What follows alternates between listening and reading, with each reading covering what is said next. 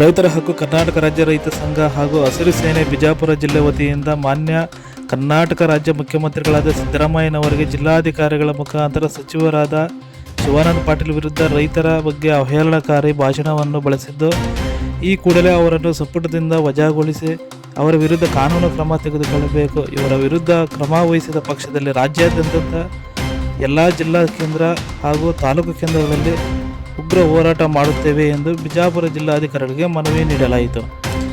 ಈ ಸಂದರ್ಭದಲ್ಲಿ ರಾಜ್ಯ ಕಾರ್ಯದರ್ಶಿ ಸದಾಶಿವ, ಅರಕೇರಿ ಮಠ ರಾಜ್ಯ ಮಹಿಳಾ ಉಪಾಧ್ಯಕ್ಷರು ತಾನಮ್ಮ ತಕ್ಕಳ್ಳಿ, ವಿಜಯಪುರ ಜಿಲ್ಲಾಧ್ಯಕ್ಷರು ಅರವಿಂದ್ ಓಜಿ, ಮಹಿಳಾ ಜಿಲ್ಲಾಧ್ಯಕ್ಷರು ರೂಪಾ ಪಾಟೀಲ್, ದೇವರ ಹೆಪ್ಪರಗಿ, ಎಲ್ಲ ತಾಲೂಕು ಅಧ್ಯಕ್ಷರು, ಜಿಲ್ಲಾ ಪದಾಧಿಕಾರಿಗಳು, ತಾಲೂಕು ಪದಾಧಿಕಾರಿಗಳು ಮತ್ತು ಮನನೊಂದ ರೈತ ಬಾಂಧವರು ಭಾಗವಹಿಸಿದ್ದರು.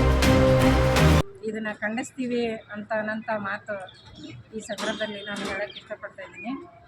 ಮತ್ತು ನಾವು ಎಲ್ಲ ರೈತ ಸಂಘದವರು ಕೂಡಿ ಅವ್ರಿಗೆ ನಾವು ಉಲ್ಲಂಘನೆ ಮಾಡಿದೀವಿ ಅಂತಂದ್ರೆ ಅವ್ರದ್ದು ಏನಾಗ್ತದೆ ಅಂತ ವಿಚಾರ ಮಾಡಬೇಕಾಗಿತ್ತು ಶಿವಾನಂದ ಪಾಟೀಲ್ ಅವರು. ಯಾಕಂದ್ರೆ ನಮಗೆ ಆತ್ಮೀಯರಿದಾರ ಅವರು, ಅವ್ರ ಬಗ್ಗೆದಾಗ ನಾವು ಹೇಳ್ಕೋಬೇಕಾಗಿದ್ದಿಲ್ಲ. ಹೆಮ್ಮೆ ಇತ್ತು ನಮಗೆ. ರೈತರ ಬಗ್ಗೆದಾಗ ಈ ಥರ ಮಾತಾಡ್ಯಾರ ಅಂತಂದ್ರೆ 5 ಲಕ್ಷಕ್ಕೋಸ್ಕರ ಯಾರೇ ಆತ್ಮಹತ್ಯೆ ಮಾಡ್ಕೋತಾರೇನ್ರಿ? ರೈತ ಇವತ್ತು ಒಂದು ಮಳೆ ಆಗಲಿ ಬೆಳೆ ಆಗಲಿ ಅಂಥೇಳಿ ಎಲ್ಲೇ ದೇವಸ್ಥಾನಕ್ಕೆ ಹೋಗಿ ಸತ್ಯಾಗ್ರಹ ಮಾಡ್ತಾ ಇದ್ದಾರೆ.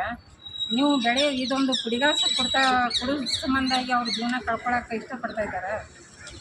ಇದನ್ನು ತಾವು ಖಂಡಿಸ್ಬೇಕಾಗ್ಯದ.